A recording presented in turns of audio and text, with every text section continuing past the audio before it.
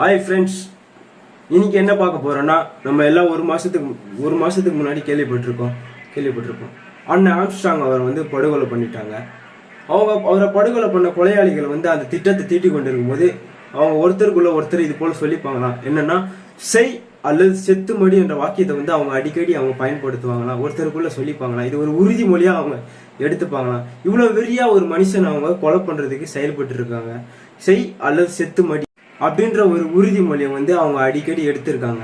இப்படி ஒரு மனுஷன் கொலை பண்ற எண்ணத்தோடையுமே இப்படி வெறியோட செயல்படும் போது நம்ம வாழ்க்கையில நல்லது பண்ணணும்னு நினைக்கிறோம், 4 பேருக்கு உதவணும்னு நினைக்கின்றப்போ நம்ம ஏன் நம்மளோட எண்ணத்தை ஜெயிக்க வைக்க முடியல?